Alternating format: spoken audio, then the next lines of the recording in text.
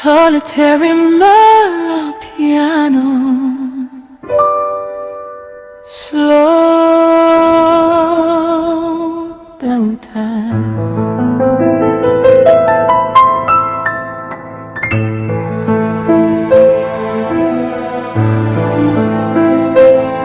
Aggressive rap, fast pace.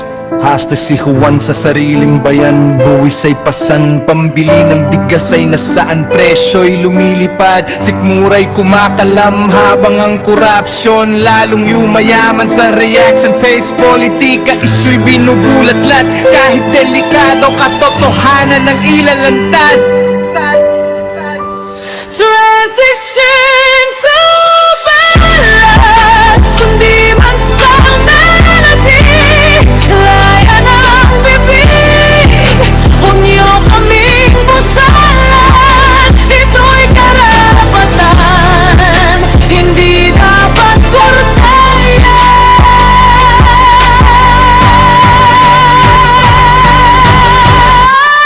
Sa reaction pace, politika, katarungan ng sigaw mula sa konstitusyon. Liwanag ang pangingibabaw, Pilipinas kung mahal. Ilang kagigising, protapit piano and string swell. Reaction based politika.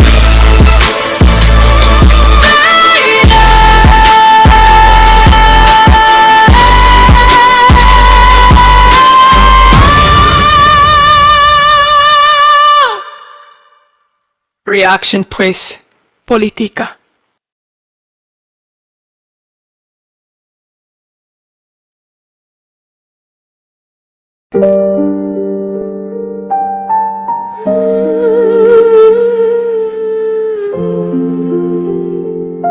Solitary and aeroplane, slow auget.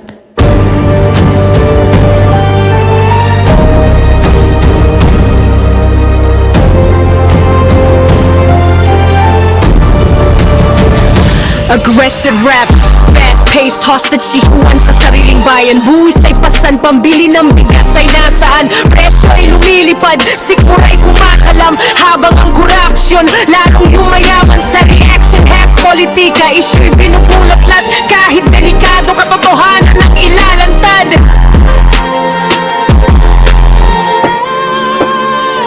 Transition to ballad, kundi man style melody. Laya ng bibig, huwag niyo kaming busalan.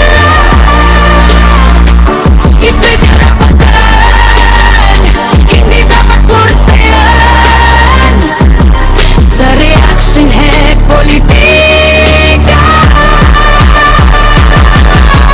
Katarungan ng sigaw mula sa konstitusyon. Liwanag ang pangingibabaw, Pilipinas kung mahal. Kailan ka gigising? Dramatic piano and string swell. Reaction there, politika. Fade out. Ayan ako mga kababayan. This is our part 2 of the chapter 2 of our special edition season 2. Nako, ang daming to nito mga kababayan. Paano ba nangyari to? Puros to eh. Kasi yung last na video natin, yung part 1 ng special edition season 2 natin, chapter 2, ay nag-crash, di ba? So, there is an unexpected error sa ating studio.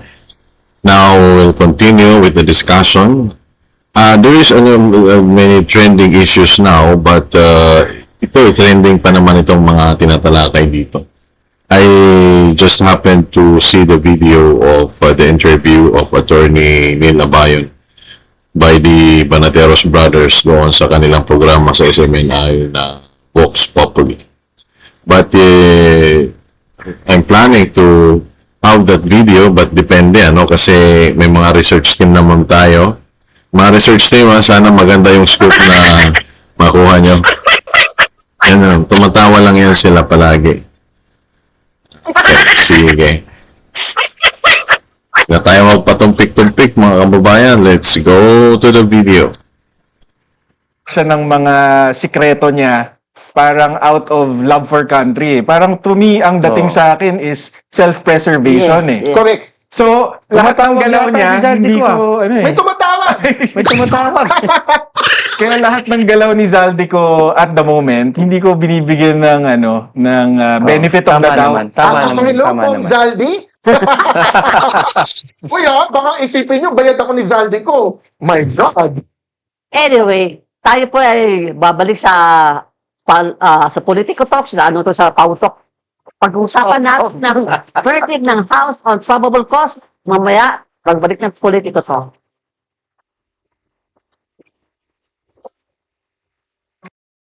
I discovered something that is going to be really, really helpful if you want to succeed in your work from home career.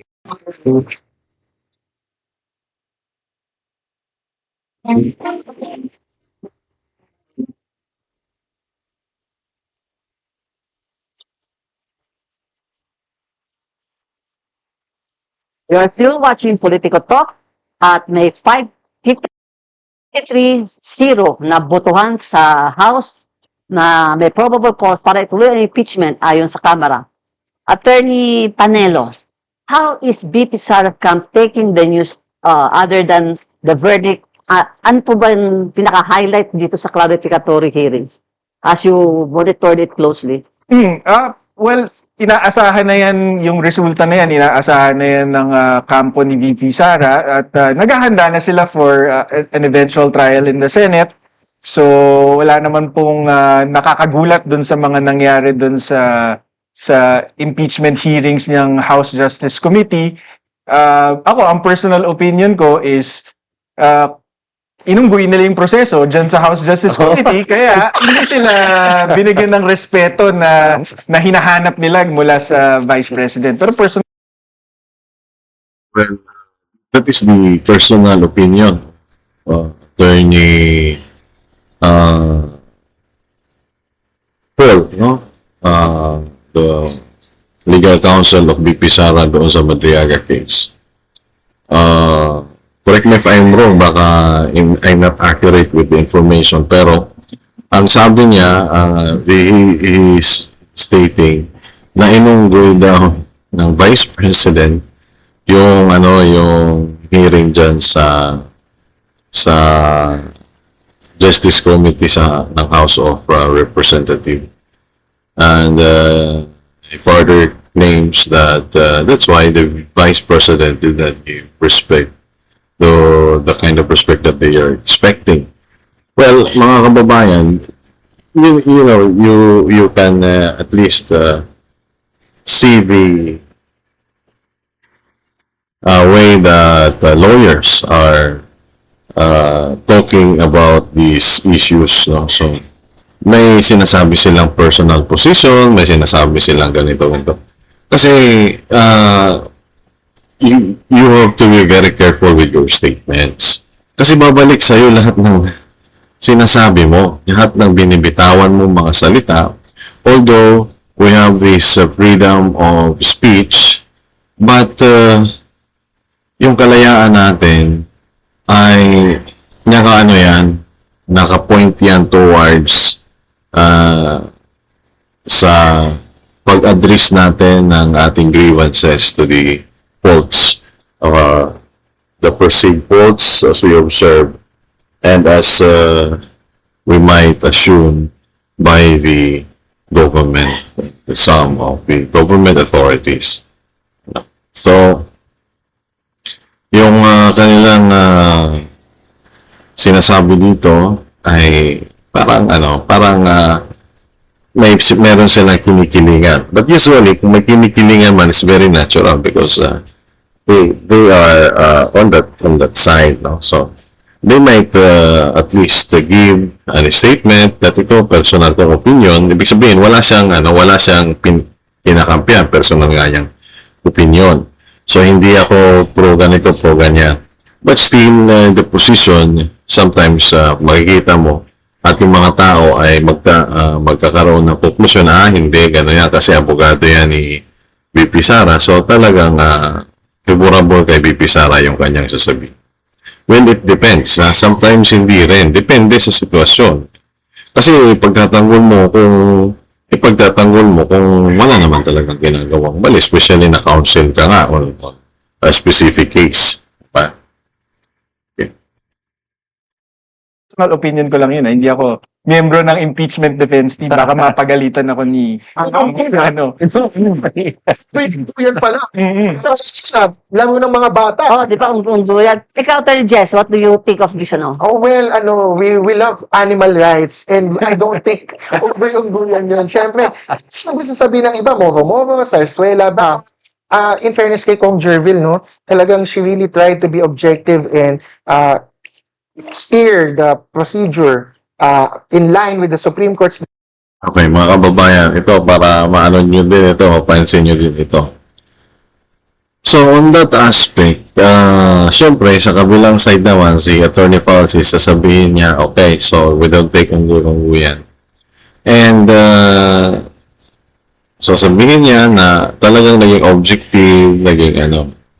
So, kung titingnan nyo dyan, that's why we have to be very critical. Kasi,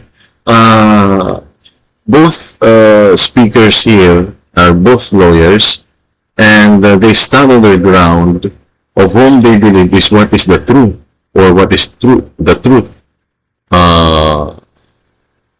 Nakadepende nga yan in every situation. Attorney Falsis might be right and Attorney Panelo might also be right. No? So, kanya-kanyang ano yan, kanya-kanyang posisyon yan. But it doesn't follow na nasa ganitong position siya, mali na siya totally. Si Attorney Falsis naman, it doesn't follow na hindi Sarsuela yan, ganyan yan. Eh, sa kabila, Sarsuela nga yan, paninira lang yan. Or also doesn't follow that he is totally right or he is totally wrong. That's why we have to be very careful and we have to be very critical. And kung sa kahit anong side ka man pumanig, at least alam mo yung mga bagay na dapat mo makonsider before arriving at a possible conclusion. Kasi at the bottom line or at the end of the day, you will choose. You will choose. Okay, ito ang paniniwalaan ko. No? So, ang surveying naman natin, alam naman natin na Vice President Sara Duterte is a leading contender if the election would be held at this very hour. No? So,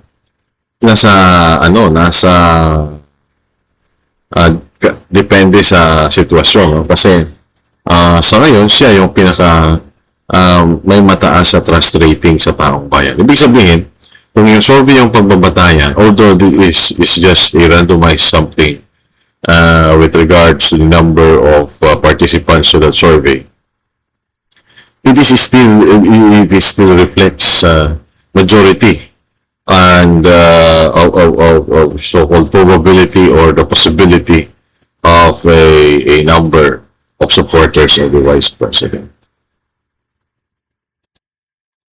Decision. With all due respect to Attorney Paolo Panelo, it was VP Sara humingi ng due process last year. Sabi ni VP Sara, masyadong mabilis. Pinadala ka agad sa Senate. Void. Hindi ako nabigyan ng due process. Humingi ng due process, binigyan ng due process. So ito yung due process. So, kinikilig ka.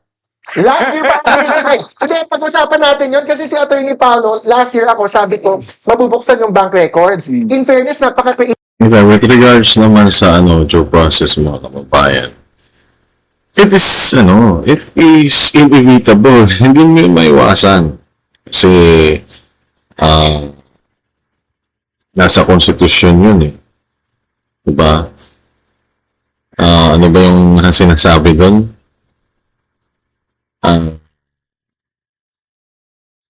Article 3, Bill of Rights, Section 1, no person shall be deprived of life, liberty, or property without due process of law, nor shall any person be denied with equal protection of the laws. So, kahit sinong tao, any person, you cannot be denied of the equal protection of the laws. Ibig sabihin, yung mga batas na yan, na ginawa at nandiyan dyan, present na nagtitake effect, no? Yan yung nagiging equalizer ng lahat ng mga tao on the different status and level of life or social standing in life. So, Vice President man yan, ordinaryong tao, mahirap, mayaman, due process is a must.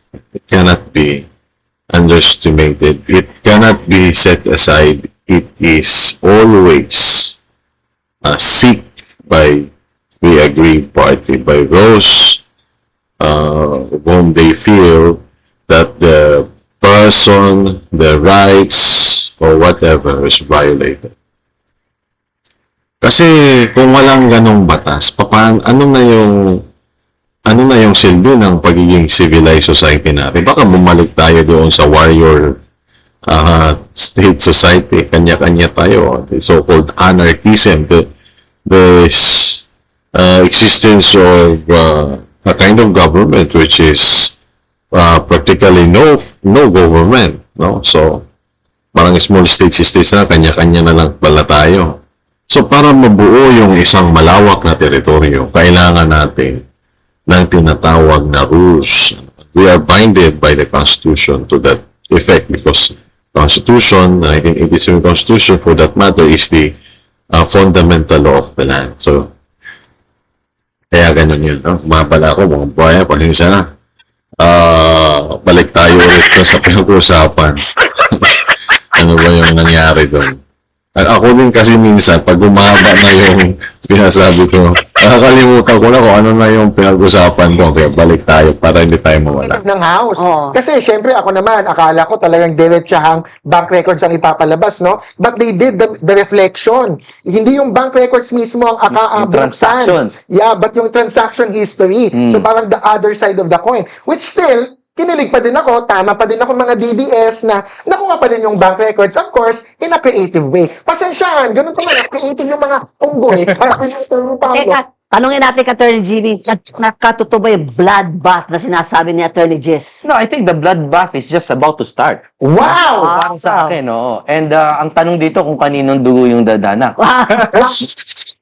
Ang Okay, mga kababayan, para may ano tayo, para na rin makuha nyo yung mga ibig sabihin talaga ng sinasabi. Yung bank records na access, it is being alleged, no? Kasi nga may kaso dyan si Attorney Mascarpio na final.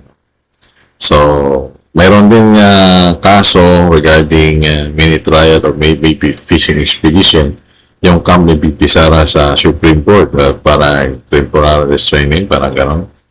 And then, yung bloodbath issue na yan, according to the House of Representatives, doon nangyari. Gusto nilang bloodbath doon sa kanila. According sa side ng kampo naman, so sinasabi nga dito ni Attorney Jamie Bonto, na bloodbath is just about to start. Ibig sabihin, doon pa yung sa impeachment court.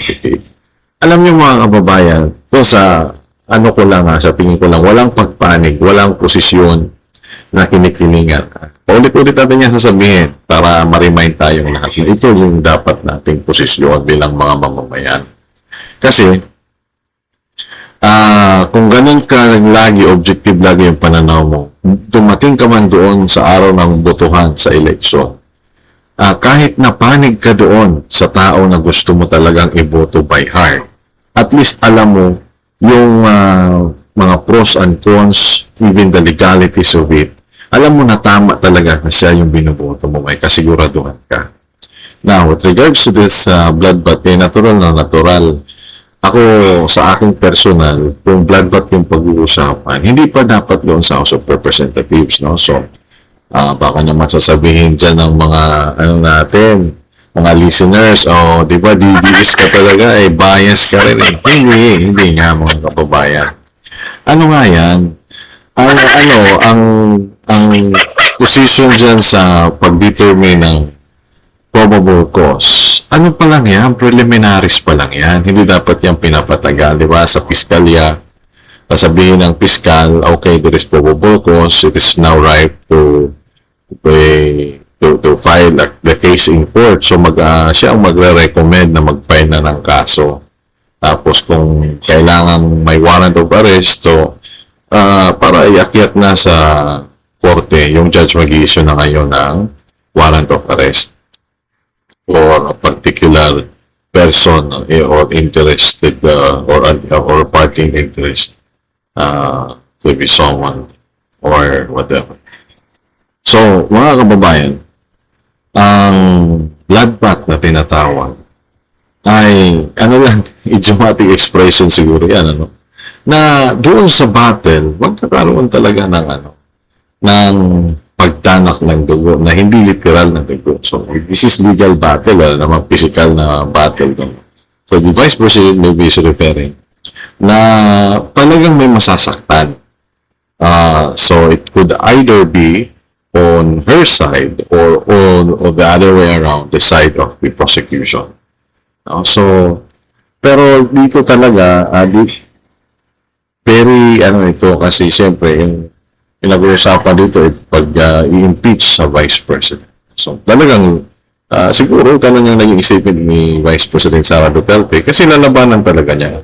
Hindi siya talaga magpapatalo on what she believes is legally correct or right. Wala talaga ako. Dati ko pa pinredict yan. Baka hindi umakyat sa Senate yan. I know I am very Optimistic. Masyado akong dehado dito, no? Pero may chance talaga na hindi umakyat yan. Bakit kamo? Una, maganda yung aming supplemental petition about that. I cannot disclose the arguments. Yes. Maganda. 2 days ago, nag-file kayo sa Supreme Court. Yes, yes. Senator yun. Basically saying that they should not be holding these hearings while naka-recess ang plenaryo. Because ang nakalagay sa Constitution, actual session days, dapat in session ng plenary. Yung sinasabi yung 60 days. Yes, yung 60 days. The committee derives life from the plenary. Pag nakatulog to, tulog din dapat ang komite. So ako, yan ang akin. Yung sinasabi na unggoy-unggoy ni Pauto. Hindi, alam niyo kung bakit pwedeng unggoy. Ito hindi ko alam. So ito, isa rin ito siguro sa mga technique. Kung paano kayo makakakuha ng insight sa mga posisyon ng ibang kampo sa mga kaso. Kasi kung hindi yung abogado mag-iingat, because Attorney JB here is a lawyer, maybe one of the lawyer for the petitioner, na makasabihin mo na dyan yung yung legal technique nyo na ginamit, yung mga insights na gagawin nyo. No? So, he personally maybe have disclosed some of their legal argument positions. No? Pero, hindi rin natin masasabi kasi yung kabuuan, hindi naman yan i-disclose. No? Kasi, syempre, this is public talk show. So, hindi pinag-uusapan dyan yung matters na ng korte on ongoing trial para hindi pangunahan. Hindi magkaroon ng katawag na trial by publicity. Hindi pangunahan yung korte. No? And in this case, with regards to the case yata, baka andun yan sa Supreme Court. No? So, sige.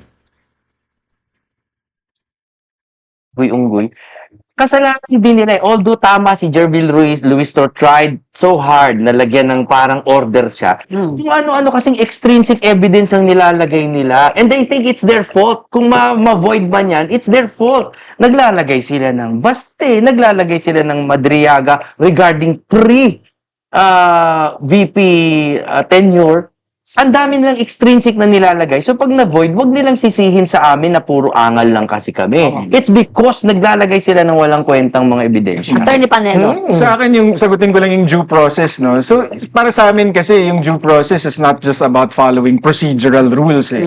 It has to be fair at the end of the day. So, sa akin, paano magkakaroon ng fair play kung bago pa lang magsimula yung pinakaunang hearing, you have si Congressman Chel Jokno, Congresswoman Laila De Lima, pati si Congressman Percy, Mary Grace Piatos, diba? So, anong klaseng fairness ang aasahan mo, diba?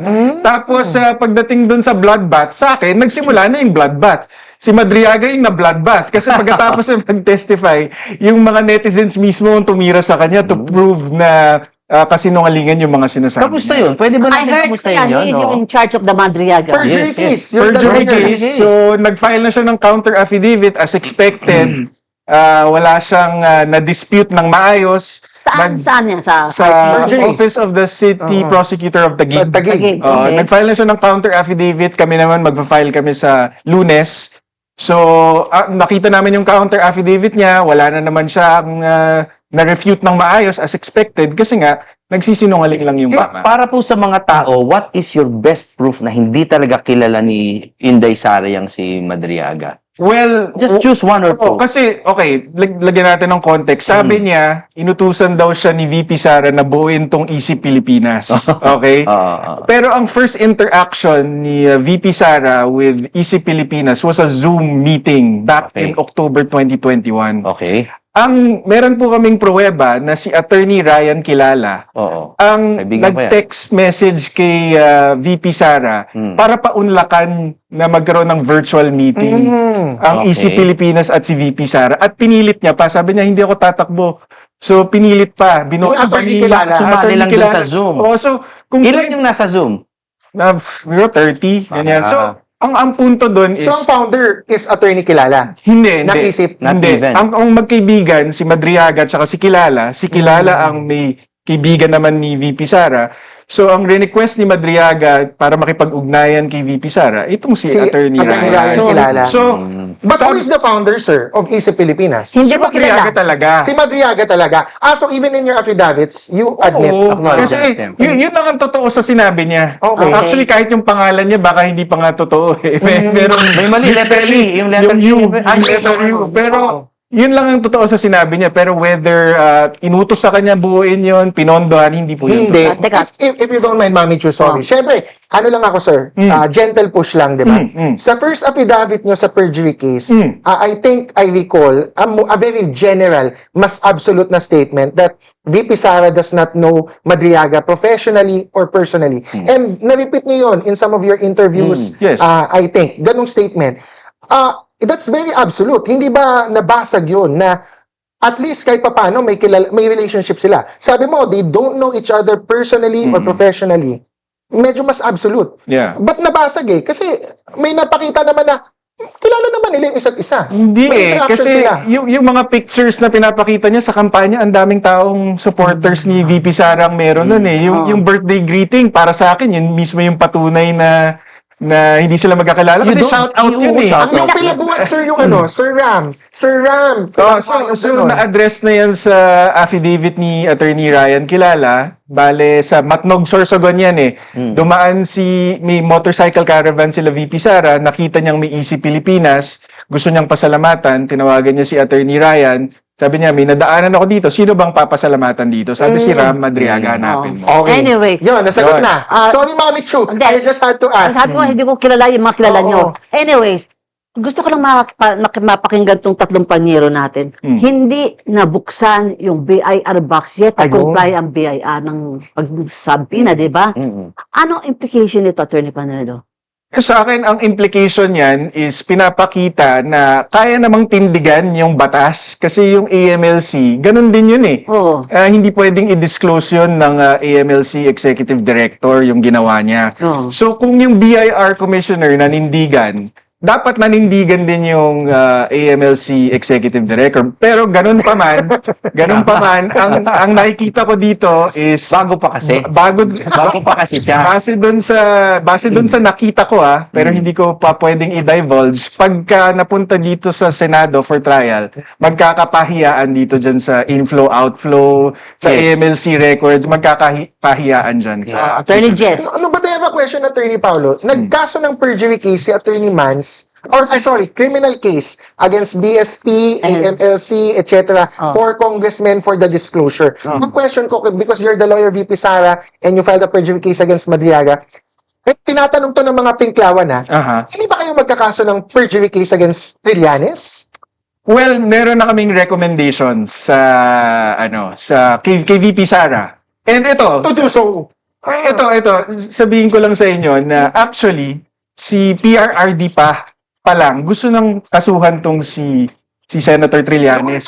And ako yung nautusan na buuin tong kasong to. It's just that Matagal na pala yan. bago kami mag-file last year, Oh. dinala siya sa Hague.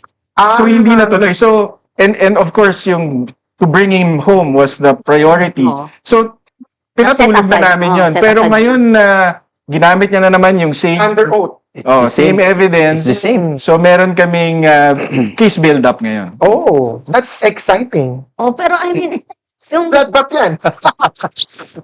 yung grave misconduct was among the probable cause na dahil doon sa, sa botohan. How do you think can this be defended? How can you defend VP Sara on this?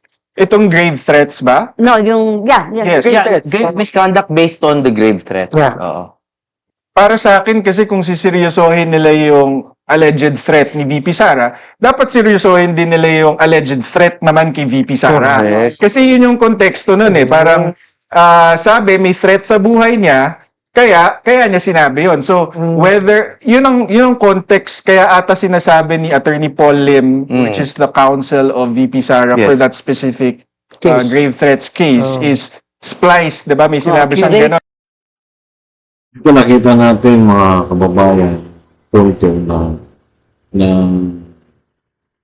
sinabi ni Attorney Paul Panelo na according to him, yung grave threat naman ni VP Sara ay dahil yun sa sa threat din sa kanyang buhay. Kaya sinasabi niya pag ako ay namatay, kasi meron din siyang threat. So sabi dito ni Attorney Paul, kung siniseryoso nila yung threat ni VP Sara, dapat seryosohin din nila yung naunang cause ng paglalabas niya ng threat. Na sa kanya din, may threat din. I don't know kung paano ito, anong kakalabasan ng usapan. So, ang dami nating naintindihan doon sa full script na yun, ay hindi ako nagsalita, no? So, maganda rin pala na hindi tayo magko-comment, no? Kasi nakukuha natin kasi kung comment tayo ng comment, tumatagal yung video natin. So, malaya natin. Ubus na pala yung oras natin. May nakapila pang video dito.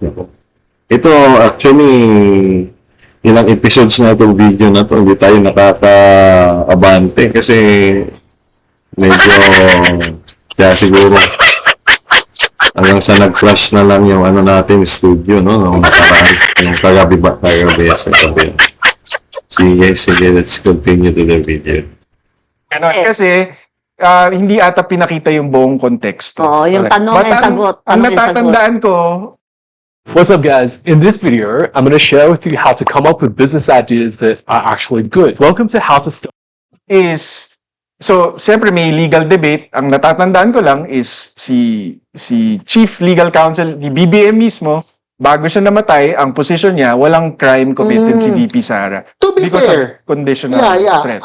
Mami Chu, to be fair naman kay VP Sara, no? May condition nga yung sinabi niya. Sabi niya, kung papatayin ako, meron na akong kinausap. Correct. Yun ang context sa So, at least, di ba, inaamin din ng lawyer ng kapila. It's not really there's no stubbornness na masasabi ka kung ba, inaamin naman yung position din ng kabila na medyo din. Kasi minsan may mga lawyers na, di ba, kahit na gano'n, talagang nakikipagpapila sa dawala. So, parang stick lang sila doon sa kanilang So, hindi natin alam kung paano nila ino-operate yung kanilang mindset. Pag hindi ka na bumabalikwas, gusto mo sulong ka lang ng sulong, ayaw mong umatras, no? Delikado din yung ganong strategy paminsan-minsan. Sige. Laga. Okay. But of course, kailangan ko din ipasok syempre. Sabi ni Congresswoman Laila de Lima, check natin. At saka na-research ko naman na yan noon eh.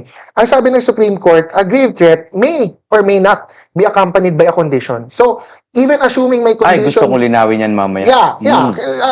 Go, attorney. Sinight niya ni Attorney De Lima, ni Laila De Lima, ni Kong Laila De Lima. And multiple Supreme Court cases yan, may or may not be accompanied by a condition, grave threat pa din yan. So, kunwari sa facts man yan, even assuming na may condition talaga, it doesn't make it less of a grave threat. So, ang tanong na lang, impeachable ba yung grave threat? If ever, yun yung dating sa akin. Please allow me to clarify, Okay. no? Ang grave threat po is meron kang tinitreaten, no, using a wrong constituting a crime, di ba? Yung condition, kunyari may condition kang sinabi na bayaran mo ko ng pera. Yun yung condition imposed on another person. yung condition dito ibang-iba. Ang sinasabi niya, kung papatayin ako, papatayin kita. Ibang-iba po yung condition na yon. So yung sinasabi mong Supreme Court decision is the wrong kind of condition. Ano, kaklaro lang kung Medyo legalistic, Mami Chu. Yeah, yeah. Pero it's important. It's Yeah. important. But that's the debate. That's The the debate. condition kasi in grave threat Mami is Chu. an aggravating circumstance. Okay, mag-argue kayong dalawa mamaya.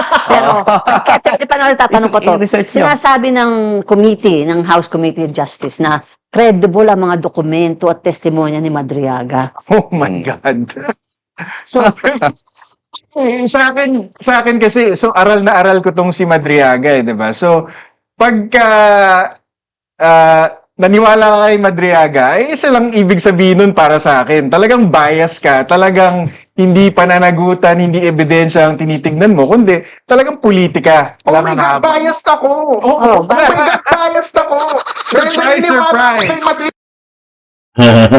So yun, straightforward na statement yun coming from Attorney Paul Panelo, no? So, parang nag-admit din dito ni Attorney Francis na since he is in that position, so ibig sabihin, bias pala siya. Well, there are really some lawyers. Ito na nga yung sinasabi natin. Na mayroong lawyer talaga, abogado, nagdire-diretso talaga yan. Maganda yung usapan na ano natin. Kasi ito yung maganda na lawyers na magkakaiba yung stand nila at saka yung mga positions nila on social issues sa political. No? So at least dito yata, I don't know if they are involved on the cases na pinag-uusapan or they are lawyering or something. Sige, maganda yung takbo ng usapan. Oh my God! anyway, sabi na, napakinggan ko si Rep. Joel Chua, sabi niya, diba 53-0 ang vote? They are conceding na hindi they may not get the 252 in the first na dismiss ng Supreme Court. Ngayon daw, 53, ni-expect nila makakagather sila ng 56 more. Kaya magiging 106, makaka-comply sa one-third. That's the one-third they need. Yes. Ikaw naman, believe na believe, hindi na makakarating yan sa Senate. What's your confidence? Ako hindi ko sigurado kung hindi aabot sa Senado. Kasi ang thinking namin from the start is mukhang aabot sa Senado. Okay. Kasi mas maraming kaalyado ang Pangulo at yung mga kaalyado niya dito sa House of Representatives. So, yun ang expectation ko, aakyat to sa Senado. And the defense team is ready for that. And speaking of Senado, yung Supreme Court belatedly came out with a ruling saying upholding the forthwith ni former Senate President Chis Escudero. Tapos na, di ba, nag-ruling na sa... I just would like to get the thoughts of... Ulitin natin, Mami Chu, they came out belatedly. Words mo yun, ha? Yes. They came out belatedly with a ruling on forthwith. Oo. Ikaw nagsabi nun, ha? Hindi yung mga hindi yung mga disbarable lang nagsabi niya. Mismo, nagsasabi. Sabi ko, bakit ganun, di ba? Dapat sinabay na nila yung one and the same na buhos na yung Supreme ruling nila in the first place. Ako na mauna siguro kasi mas critical ako sa Supreme Court. With all due respect po, no? Kung moot and academic na yung kaso and wala naman kayong sinabing exception na it is capable of repetition despite avoiding review, dapat hindi nyo na po yun dinefine yung forthwith. Anyway, nasa plenary power na din po ng Senate naman yan to conduct the trial forthwith based on their own definition, which yun naman sinabi din ng Supreme Court na it's based on the Senate to do so upon a reasonable time, which may be shorter or longer. Unnecessary na mga ma'am and sir na Supreme Court justices, moot and academic na eh. Attorney Panelo. Ako sa akin, with all due respect din to the Supreme Court, ang context ko kasi, abogado kami naman doon sa habeas corpus na hanggang ngayon wala pang decision. Parang sa akin, mukhang kailangan na natin ng judicial reform. Sana yung susunod na Chief Justice is to make it a point na mas timely yung paglabas ng desisyon, diba? Hindi naman importante na, kasi palagi namang may debate, diba? Pro and against a certain issue. Diba? Okay lang naman yun eh. Pero ang mas mahalaga is that the Supreme Court timely issues a decision on it, resolves. Walang forthwith. Para we can move Sila din on. mag-move on. Sa Para we habeas can move corpus on. ni PRRD, walang forthwith. Ako naman mga kababayan, pagtatanong natin ng Supreme Court. So, So yung dalawang lawyer, nag-appeal sa Supreme Court. So ito lang, hindi lang masasabi ng Supreme Court. Ito sarili ko ng pananaw. Pero siguro ito rin yung siguro yung Supreme Court, ano yan eh, yung Supreme Court na yan eh, so why are you still talking? Maybe okay mo nag-ano kayo, nag-a-appeal kayo. So, kung sa tingin nyo, may nakaligtaan yung Supreme Court, then you find maybe a kind of clarificatory this or a pleading or kind of diba? So yung ano naman yung timely naman na pag-issue ng Supreme Court ng decision, there are different factors and circumstances, no? So it's okay na nag-appeal kayo, walang problema din. Pero syempre naglalabas sila ng kanilang mga desisyon. Ito, sarili ko lang pananaw ito, hindi ako yung Supreme Court. Pero, based sa observation natin, diba, it's very, ano naman yan very common naman yan siguro na, there are factors, no? So you have to consider various factors. And, on my opinion, inside this, inside the Supreme Court with the so-called Supreme Court justices, di ba? Ang ano natin is politika and politics for all we know, that based from the previous discussions that we have in our previous episodes, ay nakabase yan sa human association. There is also politics inside the Supreme Court. Diba? Only that, yung politics nila mas higher kasi yung kanilang legal minds ay gumagalaw at pinapagana nila. So there are legal arguments on its peak, on the summit of the kind of legal possessions that you can expect. Because these are the Supreme Court justices, no, that are discussing the matter and making decisions on certain case on the jurisdiction, cases filed in their jurisdiction. So, I don't know kung bakit nga na this, of course, you're lawyers, you're already officers of the court, pero ewan ko lang ha, so tayo din naman ay nag-ano lang din, gagaling-galingan lang din naman tayo, hindi ko yung establish na yun talaga yung position. We're just assuming other possibilities. Maganda yung usapan dito. Ako mga kababayan, anyway, we still have a lot of time pa naman. Sige. Eto kay Jimmy, kasi ito si Attorney Jimmy nag-file ng mga, di ba, you're seeking TRO on the second impeachment. Wala pa rin ng aksyon. With a supplemental petition. May supplemental petition pa kayo. I understand the prudence that they try to exercise at times. Pero kuminsan po talaga, justice delayed is justice denied. And nararamdaman ko minsan ng buong bayan yon. Yes. Now, I understand they don't want to encroach into the other branches. Pero, yung forthwith, ako naman, okay na rin na at least naglabas sila ng definition. At least naglabas sila. Yes. Why? Because it will be utilized now. Very soon. It can guide. So, kahit pa paano, hindi naman po sila useless. Although, I would wish na kung minsan sana aktuhan nilang mas mabilis ang ibang bagay. Sa US, mabilis sila maglabas, tapos maiksi yung desisyon. Tapos to follow na lang yung longer. Mga minute resolutions. Tsaka na yung mahabang paliwanag, diba? Sana may But on the other side naman, sa part ng mga lawyers, well, as long as yung ano nyo, it's just for a political statement for a public claim and you yourself as individuals are saying, it's a kind of appeal, no? So, wala namang problema siguro.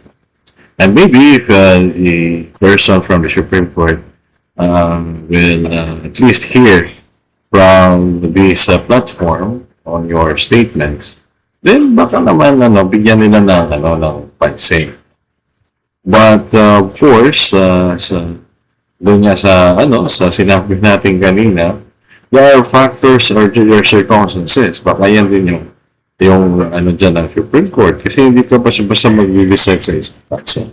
Without considering these factors. So, hindi natin alam kung ano yung mga factors na yun, but for sure, there are factors. So, according to Attorney Jimmy Bundok, justice delayed is justice denied. So, it is true. Pero,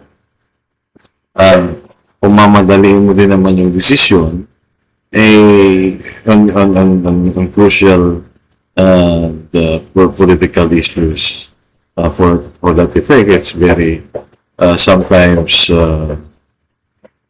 what is this important to be cautious to wrangle with the kind of decision that is although not really fast but accurate and is favorable to the majority, especially if it involves the interest of the public.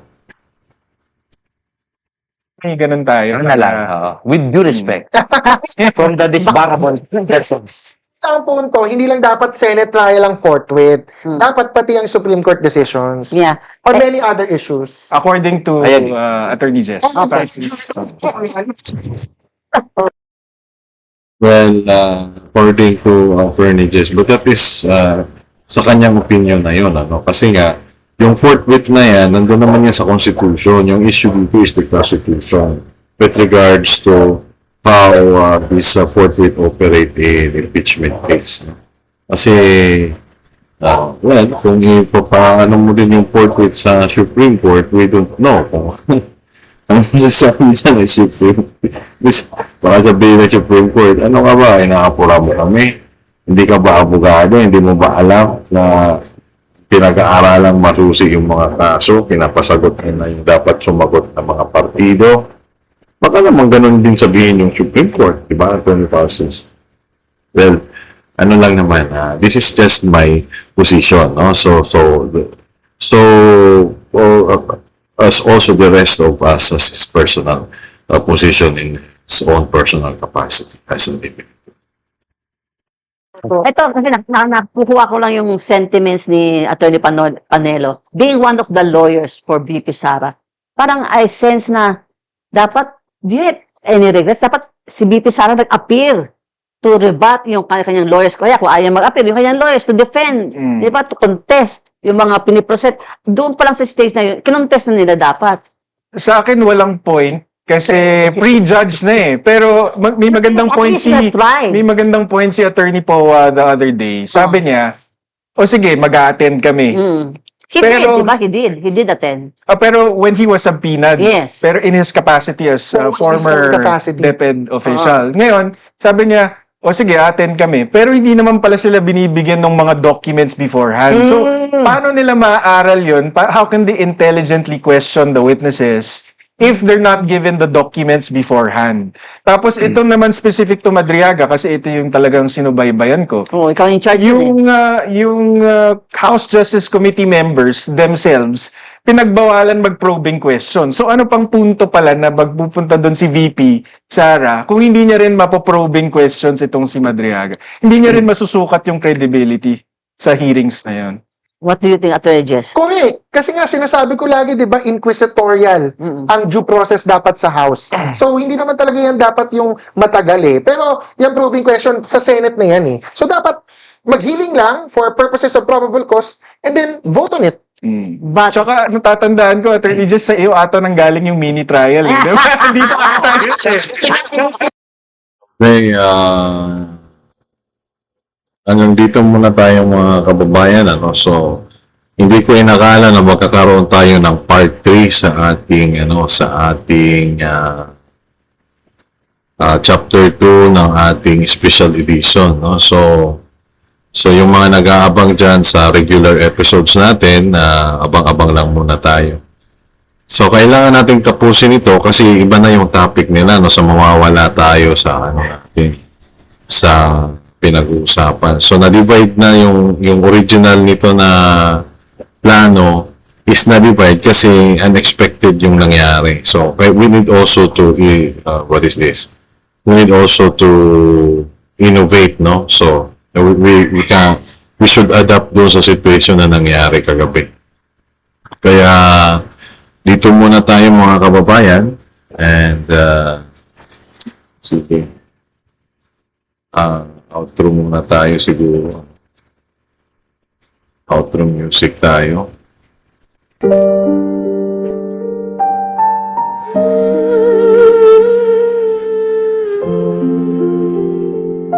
Solitary and I'm a plainer. Slow ogre. Abangan nyo yung part 3 mga kababayan.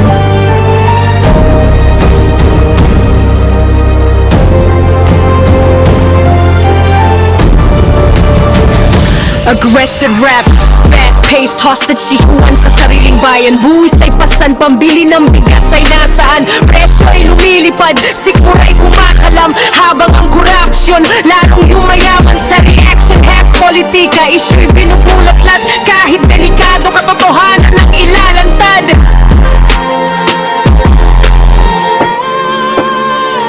Transition ko bahalan, kundi man sa melody. Kaya ng bibig, huwag niyo kaming masala. Ito'y karapatan, hindi dapat kurtayan. Sa reaction, hack politika. Katarungan ng sigaw mula sa konstitusyon, liwanag ang pangingibabaw. Pilipinas kung mahal, kailan ka gigising? Dramatic piano and string swell. Reaction there, politica. Fade out.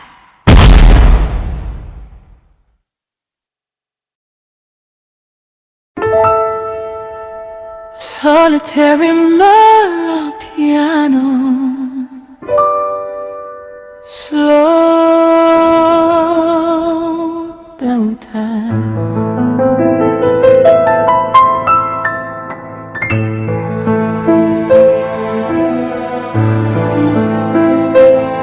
Aggressive rap, fast pace. Hasta si Juan sa sariling bayan. Buwis ay pasan, pambili ng bigas ay nasaan. Presyo'y lumilipad, sikmura'y kumakalam. Habang ang korupsyon lalong yumayaman. Sa reaction pace politika, issue'y binubulat-lat. Kahit delikado, katotohanan ng ilalantad. Transition to ballad, kundi man sa melody. Laya ng bibig, huwag niyo kaming busalan. Ito'y karapatan, hindi dapat kurtayan.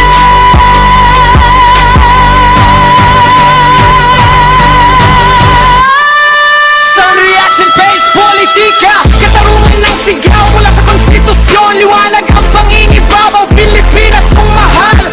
Kailan ka gigising? Dramatic piano and string swell. Reaction based politica.